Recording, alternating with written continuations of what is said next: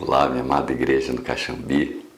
Hoje, dia de Natal, Natal do ano de 2022. Eu quero trazer uma mensagem sobre o nascimento de Jesus, um evento do nascimento de Jesus para vocês, para que nós possamos meditar. Jesus nasceu em Belém, seus pais vieram de Nazaré e Maria, prestes a dar à luz, teve que empreender uma longa e cansativa viagem. Ao chegarem lá, em Belém, descobriram que não havia local para eles se hospedarem dignamente. Mas provavelmente alguém com muita pena, vendo o estado em que ela se encontrava, ofereceu um local para ela. Mas o local era um estábulo, o local onde os animais descansavam e onde se alimentavam. E Jesus, não tendo berço, foi posto numa manjedoura, o local onde os animais faziam a sua refeição.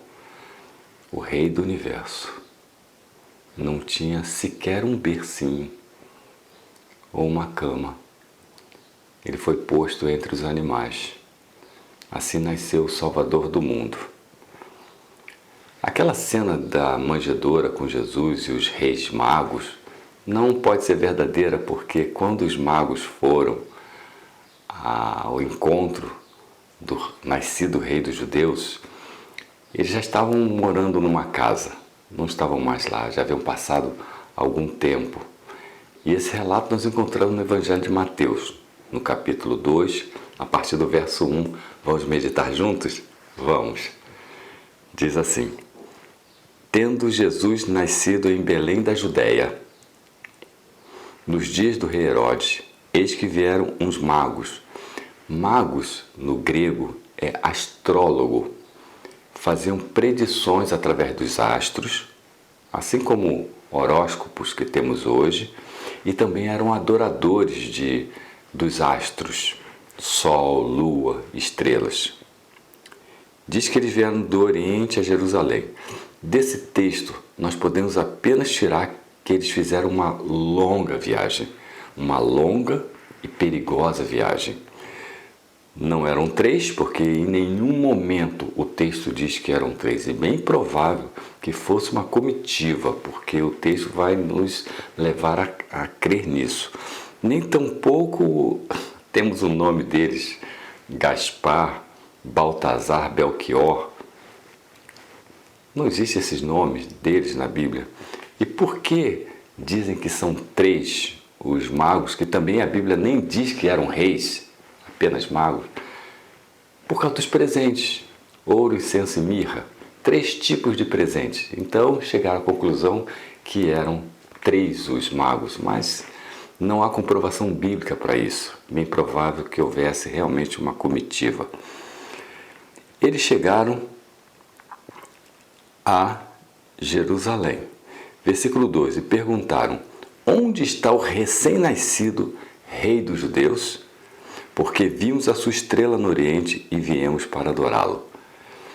Esses homens conheciam o que a palavra de Deus dizia sobre o nascimento de Jesus.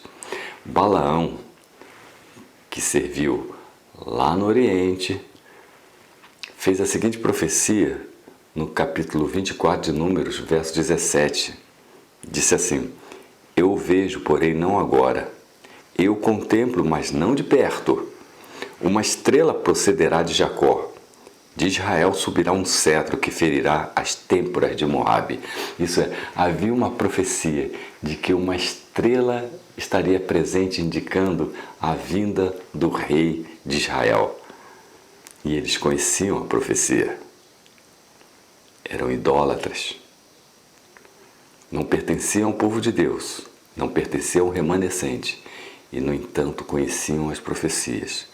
Estavam sendo guiados pela profecia. Versículo 3. Ao ouvir isso, o rei Herodes ficou alarmado, e com ele toda Jerusalém. Entendem? Eles chegaram a Jerusalém e foram procurar o recém-nascido rei dos judeus. Onde? No palácio. Eles esperavam que o rei dos judeus estivesse num palácio, que fosse nascido em honra e glória. Não sabiam que Jesus havia nascido num estábulo. Foram procurar lá no palácio de Herodes. O texto diz que Herodes ficou alarmado em toda Jerusalém. Então imagine, 3 homens não teriam causado isso. Era preciso haver uma comitiva chegando em Jerusalém, causando espanto a todos que ali estavam. E ficar admirados com aqueles magos que haviam chegado ali. Versículo 4, então Herodes convocou todos os principais sacerdotes e escribas do povo e lhe perguntou onde o Cristo deveria nascer. Que notícia triste. O versículo 4 nos apresenta que idólatras sabiam do nascimento do Messias, mas o povo de Deus nem sabia que o Rei do Universo havia chegado. O povo de Deus, eles eram adventistas do 7º dia. Eles aguardavam a vinda do Messias, então eles eram adventistas. E eles guardavam o sábado do 7º dia. Era o povo remanescente, guardava os mandamentos de Deus e eles tinham o espírito de profecia. Como assim espírito de profecia? Tinha.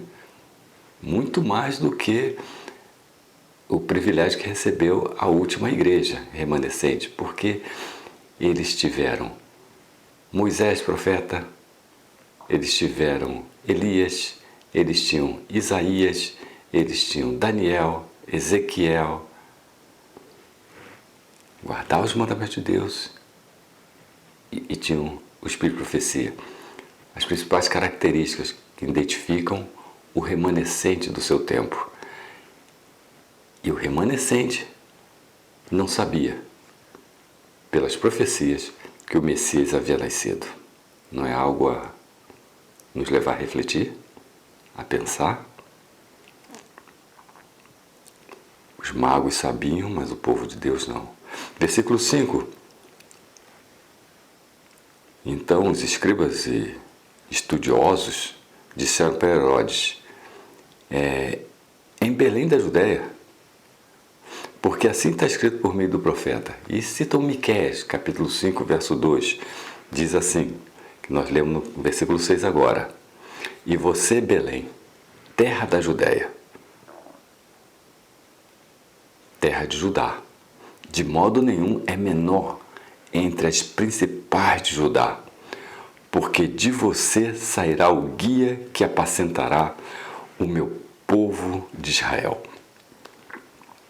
Versículo 7. Com isso Herodes, tendo chamado os magos para uma reunião secreta, isso é, não queria que ninguém soubesse, levou para a intimidade do lado do seu castelo, e aí disse para eles,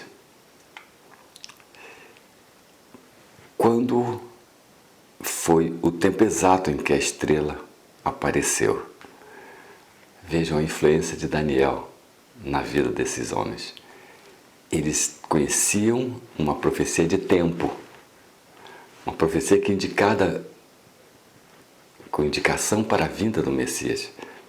Daniel, 70 semanas, indicava a vinda do Messias e seu ministério. Aqueles homens conheciam as profecias de Daniel, que teve uma grande influência no Oriente, sobre 2 reinos, Babilônia e o reino Medo-Persa. A influência de um jovem que chegou como escravo, mas se tornou um grande líder, um governador lá no Oriente. 600 anos depois, estava ainda influenciando pessoas ao estudo de profecias. Herodes disse para eles, vão e busquem informações precisas a respeito do menino.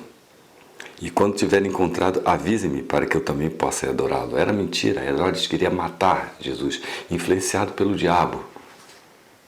Queria matar o Salvador do mundo, desde o seu nascimento. No versículo 9, nós encontramos assim, depois de ouvirem o rei, os magos partiram, e eis que a estrela que viram no Oriente ia diante deles. Deus estava guiando pessoas que eram sinceras de coração e que estavam buscando Jesus. E isso em todos os tempos. Se existe alguém sincero de coração e que está buscando Jesus, Deus vai guiá-lo. Eu quero ser sincero de coração que busca Jesus. Seja você também alguém sincero de coração que esteja buscando Jesus. E Deus vai guiar. porque o Deus do passado é o Deus do presente e é o Deus que sempre será. E Deus os guiou, e a estrela parou sobre onde o menino estava. Eles buscaram Jesus e encontraram. Versículo 10. E tendo visto eles a estrela, alegraram-se com um grande e intenso júbilo. E eu me pergunto, como está a alegria do meu coração por ter encontrado Jesus, o meu Salvador? Tem você ainda se sentido feliz e alegre, como da primeira vez que recebeu a notícia de que Jesus era o seu Salvador, de que compreendeu que havia uma salvação proposta por Ele? Quando você encontrou Jesus, aquela alegria que você um dia sentiu tem que permanecer para sempre. Esses homens eram pagãos, mas ficaram alegres porque encontraram Jesus. Essa deve ser a nossa alegria, porque também já encontramos Jesus.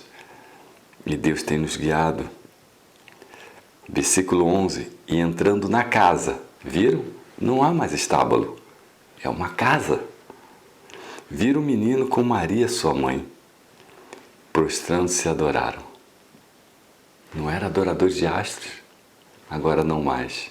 Eles encontraram o Salvador do mundo e adoraram o nosso Deus, Criador de todas as coisas. Estão adorando Jesus. E diz ainda a continuação do verso 11: E abrindo seus tesouros, entregaram-lhe suas ofertas, ouro, incenso e mirra.